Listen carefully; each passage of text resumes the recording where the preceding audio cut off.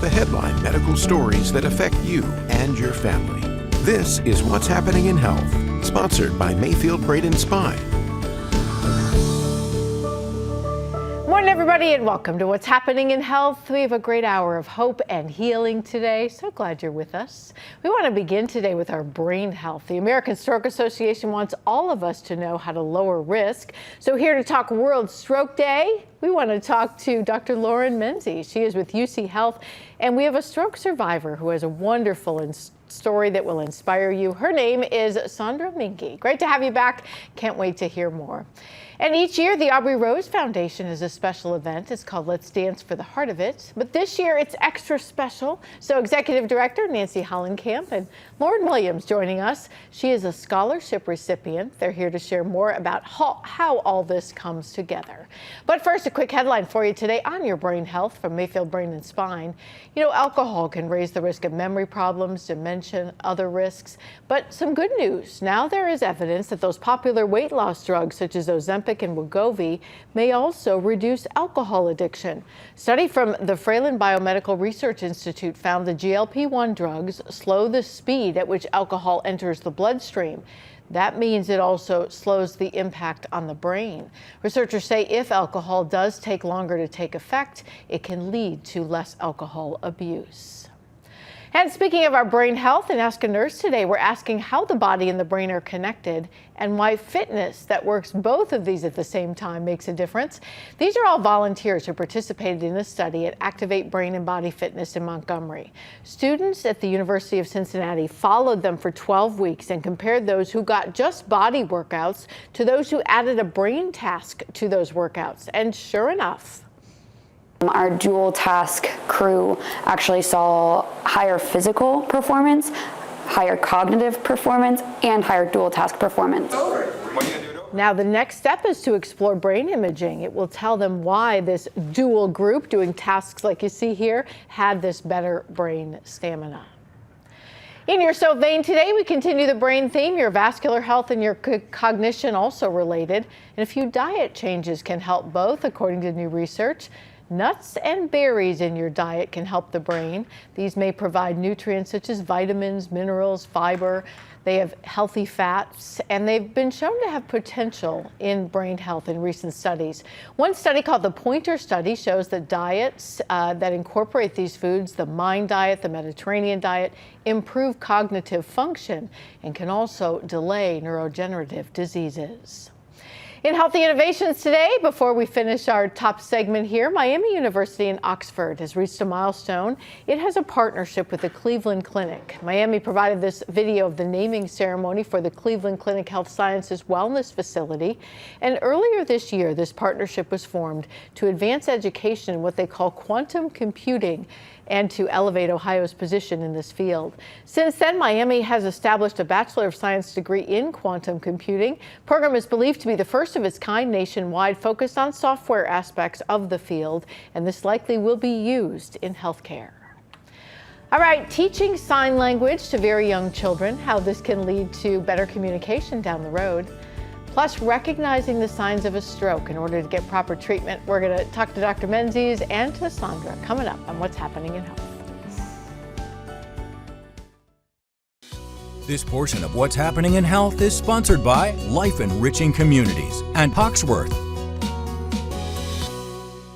Welcome back, everybody, and listen to this. A local early education center teaching sign language to babies, even if they don't have hearing trouble.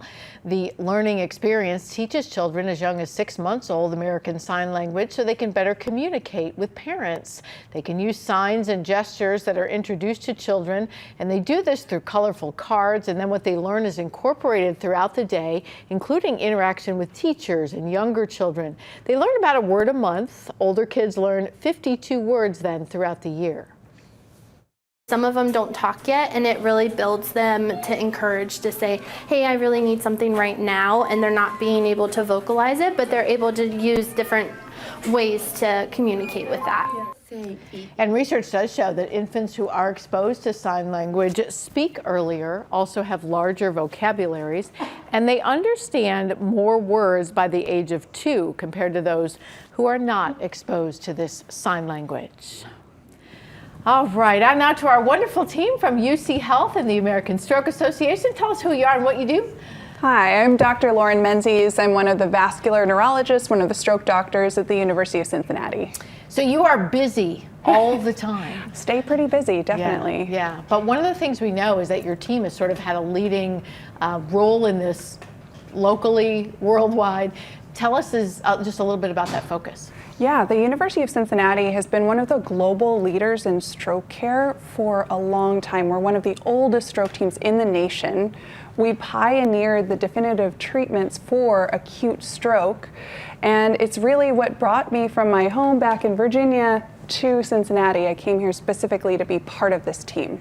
It's been wonderful to see them sort of set the standard for a number of years, starting with stroke teams and getting into the community, and yeah, it's remarkable. Absolutely. Well, thank you for what you do, because you save lives like Sandra's. Tell us about you, hon. Good to see you again. Good to see you as well. Tell me a little bit about your stroke story. So a little over 7 years ago, on Labor Day weekend, at midnight from Labor Day into Tuesday, I woke up with the worst headache that I've ever had. And they do say that with stroke, and I believe with aneurysm, that it's the worst headache you'll ever have, and it's absolutely correct. And I just wanted to relieve the headache, so I went to the medicine cabinet and I took some ibuprofen PM, and I remember as I was taking it thinking, I need to be awake for work in 5 hours. I hope I don't regret this. And I went downstairs to sleep so that I wouldn't bother my husband, and got ready for work. And it wasn't until I was leaving that he looked at my face and he said, what's wrong? Well, and I tried to talk to him and I couldn't speak. And he immediately knew something was wrong. He tried to convince me to go to the hospital. I was not amenable to that, and coincidentally enough, my sister called my phone, and he told her what was going on, and she lives very close to me. She showed up quickly, and she saved my life. She looked at me and she said, "You're going to the hospital." And they got me to the hospital, and they quickly realized that I was having a carotid artery dissection, which caused a blood clot to go to my brain. So they care flighted me to UC Health, and the amazing team at UC Health, the amazing stroke team, Dr. Prestigiacomo, Dr. Shirani, and their team took me immediately into surgery when the helicopter landed, and they removed the first clot, and I did really well all afternoon and into the evening, and then the second clot formed, and I was once again having a stroke. So I had 2 strokes in one day. And it was decided that they would try to do surgery again. So they took me back into surgery, and they tried for a significantly long time, I believe several hours, 2 to 3 hours, and they weren't able to remove the clot. So they said it was a waiting game. They gave me some medication, heparin, and I believe a few other medications, and they said it's a waiting game. We just have to see how she reacts to the medication that we've given her, and for the next 24 to 48 hours are critical. And I was in the ICU, and I just continued to get better. I don't remember much of Wednesday, but I was starting to be able to speak. I squeezed my husband's hand, and by Friday they moved me into a step-down room, and after 8 days I left the hospital. Wow, and now you are well. I am. And you hear that, and I see you nodding, and you're saying, we did a lot of things right here, other than being able to prevent that. Yeah, and Sandra's family too, recognizing the symptoms and getting her to the hospital fast. So let's use that graphic and have you remind us what that means, Sure. because that saved your life. Yeah. That did. So we use that with the Stroke Association. What is that? So this acronym is to remind people about the symptoms of a stroke. So F is for facial drooping, facial asymmetry that wasn't there before. A is for arm weakness, and that's to remind people that you may see weakness or numbness on one side of the body or the other. S is for speech problems, so that could be abnormal slurred speech, or inability to speak, or inability to understand other people when they're speaking to you. And T is the most important component. It's time. If you see any symptoms you're concerned about, go to the hospital as fast as possible. Many of our treatments are time dependent. We can do so much more for you. We can save so much brain if you get there fast. 1.9 million neurons die for every minute that a stroke is allowed to continue. Wow. All right, so then just some final thoughts. You've had a little residual, but you seem back on the mend. Is that because she was able to be given those drugs, or where are we on kind of the newer therapies now? Yeah, so definitely you got one of the definitive therapies, which is thrombectomy. That's that surgical procedure where we go into the body and we can actually suck or pull the clot out of the artery itself, which is incredible and great success. We also use clot-busting drugs, which are not used for you, Sandra, but the clot-busting drugs can be given early. And right now at the University of Cincinnati, we're doing some new trials for some novel agents that can also dissolve clot, but can be given later on, further out from symptom onset than the original drugs that are on the market. So we're very excited about those. They're showing a lot of promise. That's a big deal because lots of times, unfortunately, you don't get there as quickly as you should. Correct. All right, final word to you. What do you want people most to know about a stroke? The number one thing that I would love for people to remember is that stroke does not discriminate. Anybody of any age can have a stroke. So if you're having any of the symptoms, if you're experiencing any of the symptoms in the FAST acronym, please get help. Because weren't you like 30 or something? 38. Yeah. Wow. Yes, You're not even looking for stroke warning signs. Absolutely. Yeah. Right. Well, we are grateful that you tell your story because you put a face to a young person that we don't think about. And I want to follow up on some of those studies on those newer drugs. That's exciting stuff. Yeah. Look forward to working with you some more. Thanks for being here today. World Stroke Day is Wednesday the 29th. We hope that you'll celebrate by sharing that FAST graphic, if there is such a thing as a way to celebrate World Stroke Day. All right, thanks you guys for being here today. Thank you. You're Appreciate awesome. it. You are. All right, how donating platelets specifically help those battling cancer. We're going to meet our donor of the week from Hawksworth just ahead. And our guests from the Aubrey Rose Foundation are here. The executive director is Nancy Hollenkamp. We love Nancy. But we have a wonderful student scholarship recipient. Her name is Lauren Williams. We're going to meet him next on What's Happening in Health. This portion of What's Happening in Health is sponsored by Miami University, the Vein Center of Cincinnati, and Lindner Center of Hope. Our donor of the week is an Indiana man who's been a regular platelet donor at Hawksworth Blood Center. Keith Combs and his wife have been donating platelets for about 10 years now. The process is a bit longer for platelet donors compared to donating whole blood, and you can also donate a little more often. Combs says that he donates every 2 to 3 weeks. He started donating because a family member actually needed help. It goes mostly towards cancer patients. And I started this probably 10, 12 years ago when my father-in-law was diagnosed with cancer and he needed platelets. Well, Hawksworth says, here's why we love you. If you come and donate blood or platelets, we have this thing called Pucks for Platelets, and they will give you, between now and the end of the year, tickets to see the Cincinnati Cyclones, so you can check that out. That's just a thank you. Remember, you can donate platelets every 2 weeks, and you're going to get free tickets to a Cyclones hockey game if you do that. To schedule an appointment, please call 513-451-0910, or you can schedule through the app now and also through our website at what'shappeninginhealth.com. All right, on now to our wonderful friends from the Aubrey Rose Foundation. We've had the privilege of getting to know Nancy, but remind us about what is the Aubrey Rose Foundation. So the Aubrey Rose Foundation is an organization that we started after Aubrey's death. She had a heart and double lung transplant at 18 months of age, and she got to love life for another 18 months. And when she died, we just felt so strongly we had to give back and help out others. So many people helped us along the way. And her story is a story from the Bible, and it needs to be told. So speaking of that, let's put Aubrey's picture up there. How old was she there? She was 3 months before before 3 years old. Oh. Yeah.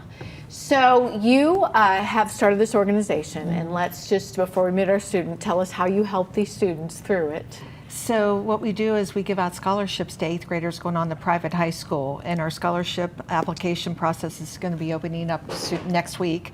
And we ask these students to write an essay. We said that Aubrey made such a difference in her short life. How have you made a difference in people around you? And it's amazing the essays that we get.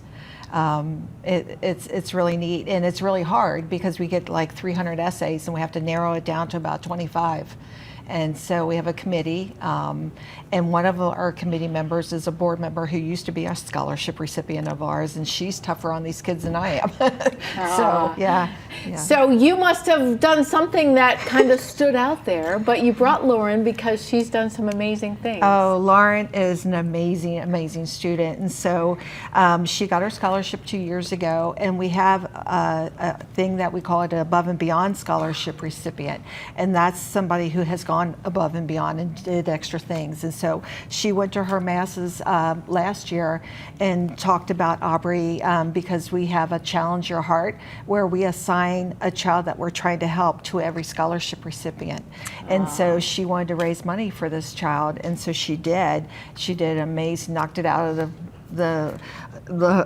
I mean, she topped it. And this year, with her being above and beyond, she did in the family of masses churches that her parish belongs to, that she went and spoke to multiple parishes. So tell me about that. What was that like, and what did you say, and what did you want people to know? It was really cool to, like, first of all, like, see the whole community come together, because that's something that's just, like, really inspiring to me. But a point I hit on in my speeches was I run cross country and track for Seton High School, and I'm, like, so blessed to get to do that every day, and I just love running, and I love my team. And getting the scholarship made me realize, I'm like, these kids who have these, like, medical conditions, like, they don't get to do that. Like, they might not be able to, like, attend, like, their school or, like, do their activities. And that just, like, hit my heart, and I was like, I've got to do something about this. So the first year I won it, I went to the church I attended, and we raised, like, over probably $5,000 just from them. And so this year I went back and I talked at 2 other churches, and I, like, gave the same message. I was like, will you help me, like, run this extra mile? Like, no pun intended, but, like, to, like, give these kids, like, what they need to get better so that they can go out and, like, do everything they love. Oh, good for you. Are you going to keep running track? Yes, I love it. Oh, good for you. What year are you in school? I'm a sophomore. You're a sophomore. Okay, so part of the way you help support these wonderful students is through certain fundraisers throughout the year. Right. You got one coming up. There's a special dance event. We have a few pictures. Can you tell us just a little bit about the event? So Let's Dance for the Heart of It is our annual gala, and it's our biggest fundraiser. And this year we're so excited because it's our 25th anniversary, and we're moving it to a new venue called the Mercantile Immersive. And it's much like the Sphere out in Las Vegas. It's amazing. And so I think the people walking in are going to be so wowed. The food is going to be excellent. It's Delightmore Catering. You can't get any better food, and the kitchen's right there, and it's going to be so fresh and it's just so wonderful. And our band is the Blue Water Kings Band. They've played for Chicago, and they do all different kinds of things, and so they're going to be excellent as well. And we have some great silent auction items. We have a live auction. It's going to be awesome, and we would love to have everybody join us in helping us with our mission of putting smiles on the faces of many children and their families, just like Aubrey always smiled. Yeah, so the organization does help these children who have complex medical conditions, which is kind of how I got, like, involved with you, because that's, you know, those are the stories we tell. Yeah. And then you're able to give scholarships. You put the word out there. It's all paying it forward. We have a little video of that immersive experience. I do think that is, like, really, it's going to be really awesome. cool. Yeah. But what is it that you sort of always try to share? You know, people come and they raise money for you and you have fun, but, you know, get into the heart of this. Yes. You know, I think you always said that there was a joy that Aubrey had. Oh yeah, she was such a great sharer. If she had a cookie, you had a cookie, and yeah, she was just such a great sharer, and she looked right at you. The picture that they used to announce her death, her eyes just went right, like she was looking right at you, and she was just a very special child. And I feel like God blessed us with Aubrey. He chose us to be her parents, and therefore we get to share her message, and we get to tell her story, and we get to help others. Yeah, and people like you, what is it that you shared? Like, did you feel like then getting that you had a responsibility to bless others?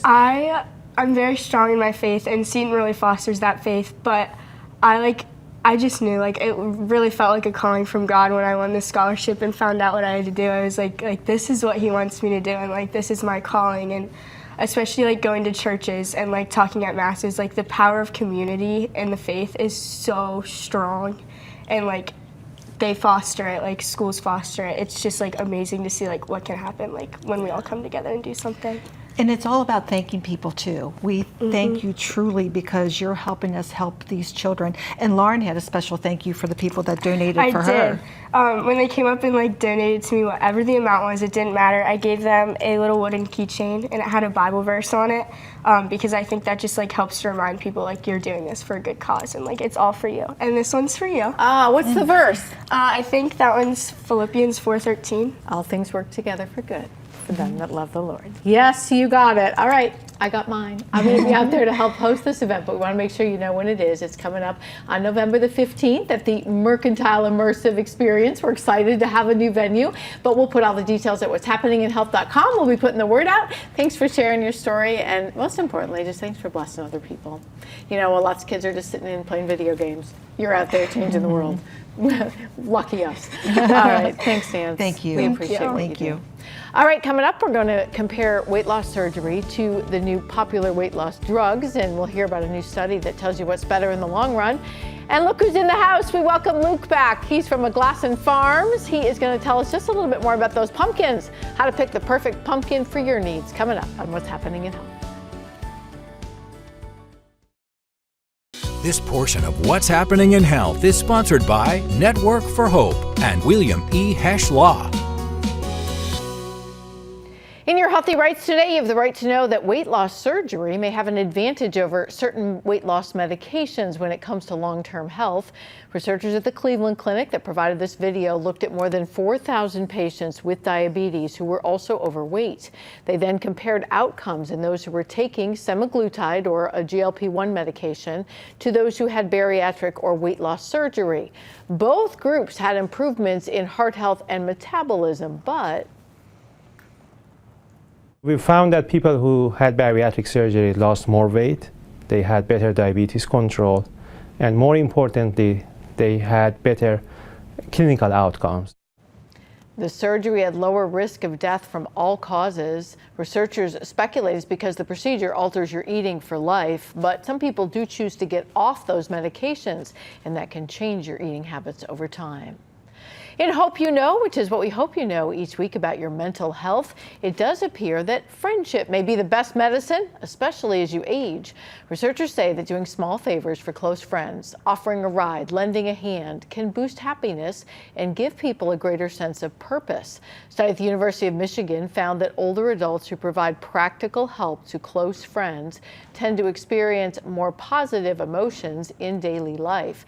As it turns out, though, the emotional effects differ for men and for women. Guys didn't always report the same benefit. Let's share a few details. While older women maintained a pretty steady positive mood when offering emotional support, researchers found that older men were more likely to feel worse on days they comforted friends. Don't know why. The findings were published in the journal Research on Aging. It does shed a little light, though, on how different types of social support can shape our emotional well-being, especially later in life. All right, just ahead, we are honoring an employee that goes above and beyond. We want to introduce you to a man who says it's not a career, but a calling that keeps him in this line of work. And we can't wait to talk to this team from the Eve Center. So glad to have you guys here in-house. They have a wonderful counseling center, offers free counseling for women. We're going to tell you how you can support them coming up on What's Happening in Health. The headline medical stories that affect you and your family. This is What's Happening in Health, sponsored by TriHealth. Morning, everybody, and welcome back to our second half hour here on What's Happening in Health. So glad you're staying with us today. You know, fall means harvest time. Eating pumpkins gives you plenty of health benefits, but maybe you haven't picked up just the right one yet. So look who's in the house. Luke McGlasson's here. So glad to have him from McGlasson Farms in Hebron. He's got some great advice about picking the best pumpkins for the right purpose, so we'll share it coming up. Plus, taking care of your mental health. The Eve Center offers free counseling and support services through a peer mentoring program for women. And Kenda Moss, Chandra Washington, and Tina Ellis all here. So glad to have you guys in house today. We're grateful that you're doing what you're doing and growing in our community, and we're going to tell you how we can all support them coming up in just a few weeks. But first, our top story today. We want to give you a quick shout out to a lab coordinator at TriHealth's Good Samaritan Hospital. You might say he goes way beyond the call of duty in patient care. My name is Lat. I'm the one who's going to draw your blood today, sir. Lat Doof says he feels it's not a career, but a calling that draws him to this kind of patient service each day. Yes, they do. And Army veteran Richard Foster knows a thing or two about quality service. He says today, Lat greeted me at the door and asked what he could do to help me and directed me to what I need to do. way above and beyond the call of duty, you might say. Something TriHealth President and CEO Mark Clement calls the TriHealth Way. Yeah, the TriHealth Way is a very deliberate approach to leading, serving, and delivering care. It's the people that make the difference when it comes to your healthcare experience, Mark says. His personal goal for the organization? Delivering surprisingly human care that drives exceptional outcomes. Mark says it all starts at point of hire. We use team members to participate in the selection of new hires. It's called peer interviewing. But those such as Lat now also train others to help them learn the way to these exceptional outcomes. This involves the medical procedures and care itself. Some people have a hard time getting my blood, but he did a good job. As well as that little something extra that for those such as Lat is just part of the norm. You see, Lat says if you treat others the way you want to be treated. My goal is to take care of patients. Because I want to meet you one day. If I'm sick, someone can take care of me the right way. I hope you don't need that, Lat, but may your goodness come back to you in every way possible. All right, in Aging Gracefully today, we want to tell you a little bit about a community that is having a grand reopening ceremony. It's coming up this week. It's really a milestone in a big renovation project.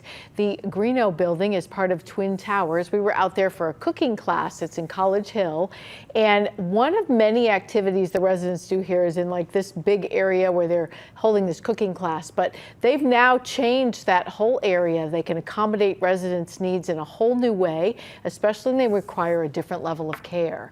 Construction actually began on what they called this Greeno project in March of 24. The newly designed wing will have 61 assisted living apartments. The building also has a new kitchen, new dining areas. They have a clinic, a craft studio, an activity room. They're having a special ribbon cutting on Tuesday, just in case you'd like to attend and learn a little bit more. All right, just ahead, a night of hope. See how a local kidney donor got to meet the man that she saved through living donation. Plus, choosing the perfect pumpkin. Luke is coming up. We're going to get to taste some, see some, give you the best picks if you haven't picked them all, especially the ones you need this season. Stay with us.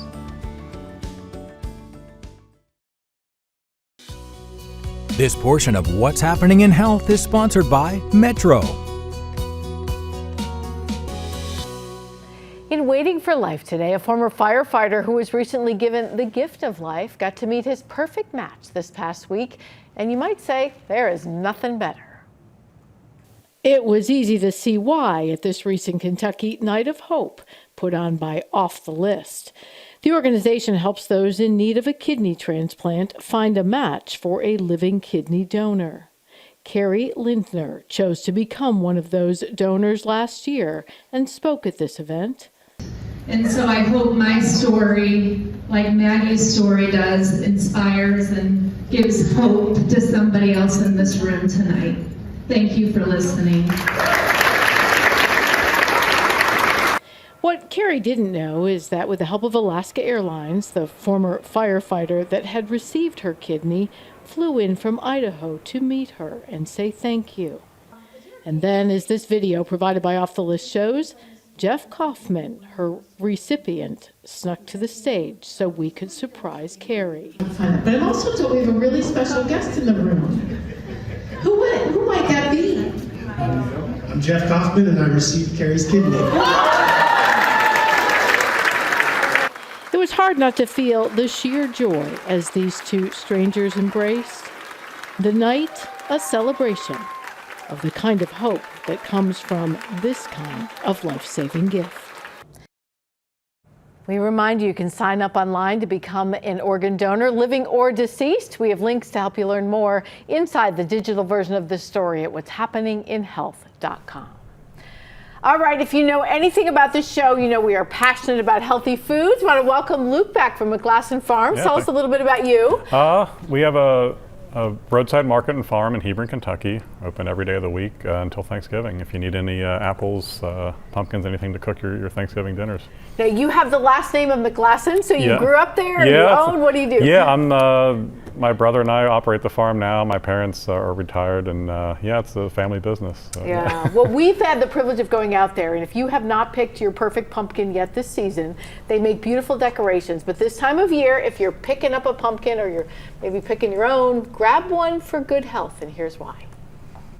There's plenty of fresh pumpkins out there for people to pick. They're still on the vine. You can grab them and pick them right off the vine. You see, here at Kentucky's McGlasson's Farm, those who do pick a personal pumpkin each year Always excellent choices here. There's always good picks here. know they get the goodness of the outdoors, the beauty, the fun. I think farms are cool. I really like the area that I live in, that it's like really close to the city and it's also really close to farms and stuff too. But a recent report from the National Institutes of Health says they're also getting a powerhouse food full of nutrients with what's inside.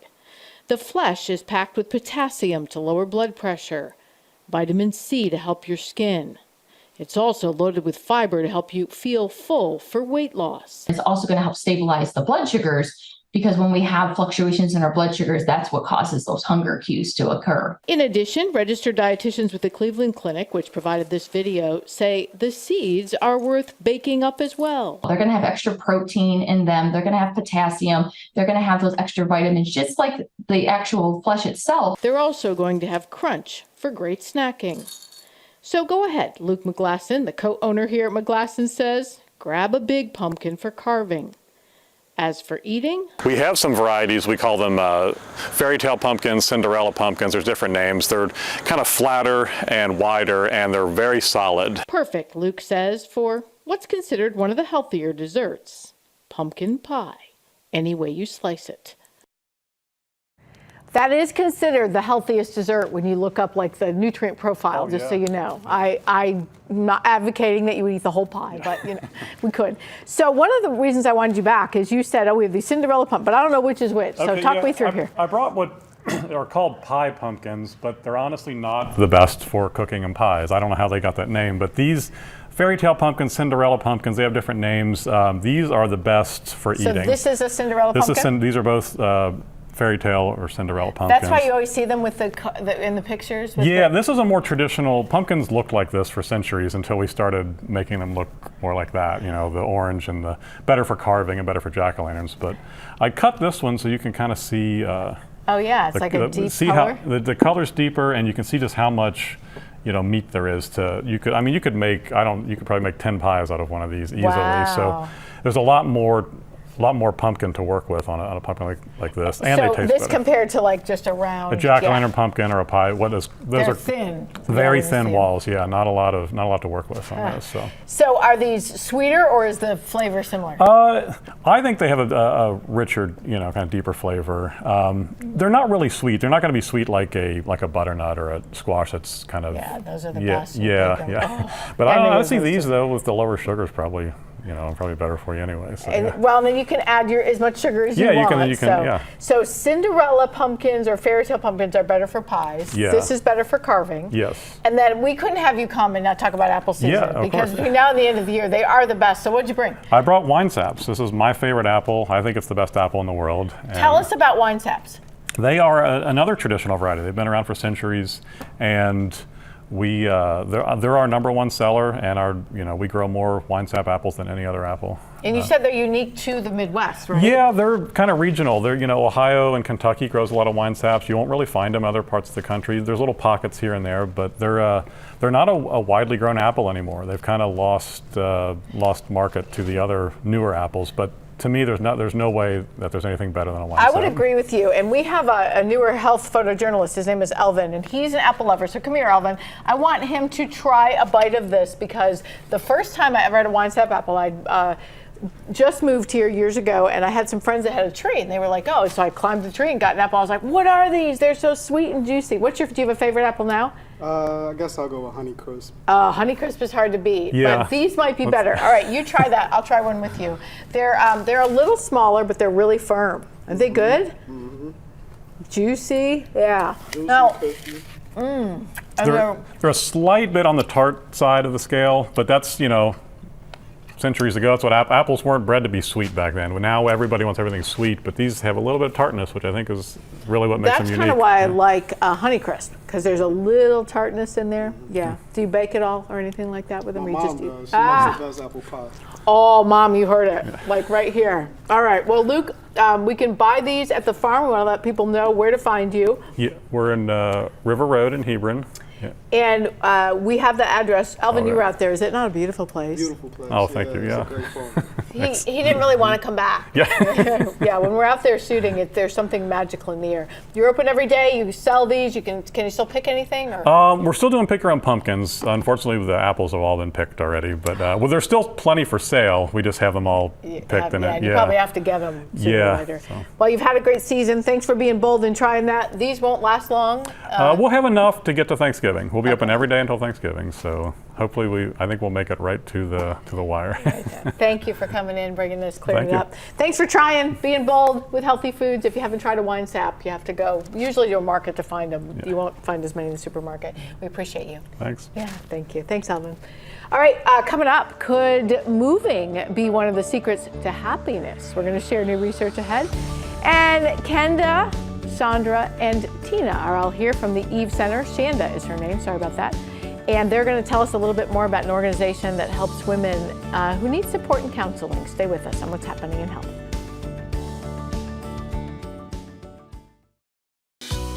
This portion of What's Happening in Health is sponsored by Northern Kentucky Audiology. In Look Good, Feel Better today, what are the top habits of highly happy people? You might be surprised to learn that many of those connected have to do with looking good and feeling good. For example, people who move more are happier than those who do not, according to research at the NIH. And those who eat better and sleep more also fall into some top happiness categories. Here's why, according to Cedarville University and the philosophy professor there. His name is Dr. Joshua Kierna. Those aren't necessarily things that cause our emotions, but they're definitely things that can complicate them. One of the other top habits of human happiness, connection. You need to have a few people around you that show you love. So isn't that a wonderful segue coming up to our organization that is joining us in-house today? I want to welcome our friends from the Eve Center. Hello to you. Hello. I know Kenda, know Chandra, and Tina. So let's start a little bit with Kenda because you can tell us a little bit about this great group. So the Eve Center, I get to see the Lord do amazing things each and every day at the Eve Center. We don't want any woman to walk alone through her trials and struggles, so we provide no-cost peer counseling. And the beautiful thing is we can connect a woman with a counselor that's gone through something similar to what she's going through. Whatever is causing her stress, anxiety, trouble, struggles, we can connect her with a woman who's been there, and she can walk with her so she isn't alone, because we're better when we're connected to one another. Boy, isn't that so true? Secret to health, secret to happiness. Let's just, we have a little video that our wonderful photojournalist who just met Elvin got. Let's just talk about who you are, where you are, how you access, that kind of thing, and then we'll share some stories here. So we are here at this center, and where is that? Yeah, so this center is in Silverton on Blue Ash Road, and this is the very first place that we were. This is where we started in Silverton, but we also have 5 other locations. We have a location in Loveland, in Liberty Township, in Bond Hill, in Cleves, and in Harrison. So we have locations all over the greater Cincinnati area. So we're convenient for women to stop by and receive our services. So it's interesting, we wanted people to see that because there's a warmth that I'm sure you really create in there. And that sort of drew the two of you in. Let's start with Tina a little bit. Tell me a little bit about you. Okay, about 4 years ago, I went there for services. I was just at a time where I had some struggles with relationships and I'm just trying to figure out what I want to do in my life. So I went there for the peer counseling. The woman there was great. I had a lot of healing from that. So then I heard that from church. So then about a year later, I was ready to retire, and I was trying to find something else I wanted to do, give back in my life. So I thought about the youth center. So I went there for training. Their training is awesome, and I learned so much. And then I started to do the peer counseling. I had clients, and I just loved doing that. And I was real, hesitant at first, and it was just the best thing that ever happened. And then I'm also one of the coordinators of one of the recovery groups. So they have 4 recovery groups. They have one on grief, post-abortion, childhood sexual abuse, and dysfunctional relationships. And that's the one that I coordinate. And it's great, so much healing. It's small groups. So there's only about 6 women in each group, and it's just lovely. And so you meet at specific times, and then specific times or locations, and it's just really wonderful. A lot of healing. So how bad was your relation dysfunction when you went to them? Just so I know about the healing. Was it bad? Yeah, all kinds, and a lot of that stems from childhood. So a lot of that stuff centers back to that. And especially with it being Christ-centered, it's really you just get so much out of it. The women's camaraderie and just like I said, all the women there are they're right there with you. So you're a faith-based free counseling center, and that appealed to you because? Well, I went to a event put on by Black Women Cultivating Change, and it was titled Faith Without Works is Dead. So I'm like, okay, I want to see what this is about. So I ended up attending, and it was, they kept talking about the Eve Center, but they didn't say the name right away because it was a panel of people there discussing mental health and how through faith and your beliefs helps you get through it, in addition to counseling. So when it was over with, I went and asked the young lady who kept referring to the agency what was the name of it, and she said Eve Center. So then that's when I started investigating, researching, and then I took up the 10 classes, and now I'm a peer-to-peer counselor myself. And so did you have someone work with you before you became a counselor? Absolutely, yes. And what were some of your struggles that you worked through? It was just overall, because I'm in behavioral health anyway, it was just overall, just balance and things like that. So they kind of match you up with what they do. You get matched up with someone, again, as you stated, that have similar instances that you went through. So death, divorce, as you say, grief, dysfunction, family dysfunction, health, just all kinds of things. So part of the reason you can offer these free services is to have some fundraisers throughout the year that we can attend and support you. So we want to talk about your upcoming gala that we can attend. Tell us a little bit about that. We have a date and time and that kind of thing. Yeah, so once a year we have a fundraiser. This year it's going to be on Friday, November 14th at the Transept. The doors open at 6 o'clock, and you can get tickets at our website, evecenter.org/events. And there we're going to have more women sharing their testimony, sharing about the Eve Center and the different services that we provide, and the different ways that you can help us continue to do the work that we have done for 21 years in Cincinnati. It's remarkable to see your growth. I'm sorry that you're needed, but I'm so glad you're here. Is there an average time that a person goes through counseling, like a number of weeks? Or? Yeah, when a woman comes to the Eve Center, we ask her to sign up for 10 weeks, to meet at least 10 weeks with one of our peer counselors one-on-one. And then oftentimes they go from there into one of our recovery groups or one of our book studies. So 10 weeks is probably the average, but sometimes more. It's nice when you feel like you can make a commitment, but it's not forever. Yeah. Because sometimes people have said, I've gone to counseling for 3 years, it's not doing anything. Okay, we need to rethink this maybe. Is there a beginning and an end? All right, so final, what's your one word that you would use to describe how the Eve Center helped you? Amazing. What's Amazing. yours? Closeness. You were able to develop closeness with others? Yes. Yeah, excellent. How about you? A safe community. That's 2 words. Yeah, that is too. But yeah, having a safe place or people to talk to is really important. Well, we love you. You're welcome here anytime to share stories. If you want to attend that event or learn more about it, we do have a link at what'shappeninginhealth.com. Thanks for being here today. Thank you for having us. Thank you for having us. Thank you. Thank you. All right, is your job causing you to lose sleep at night? Some professions that are worse than others. We're going to tell you about that just ahead. This portion of What's Happening in Health is sponsored by Mount St. Joseph University and Advanced Cosmetic Surgery and Laser Center. Hey, before we go, a couple stories for you. One is in Healthy on the Go, and transportation workers are among the professions who get the poorest sleep. Amerisleep.com analyzed data from the Centers for Disease Control, and their findings shows that nearly 1 in 5 U.S. workers lose sleep because of work-related stress. Poor sleep, of course, can have a lot of negative repercussions and can impact a person's overall productivity, safety, and mental health. Some of the top professions where workers get less than 7 hours of sleep a night: 58% of communication equipment operators, 54% of transportation workers, and 49% of food prep workers and servers. All of these workers have higher stress environments and irregular hours. By contrast, air transportation workers are the most well-rested, and that's largely due to the fact that the federal government limits flight time and prioritizes safety and rest. We can learn a thing there, huh? All right, before we go, a new approach to helping prevent peanut allergies in kids appears to work.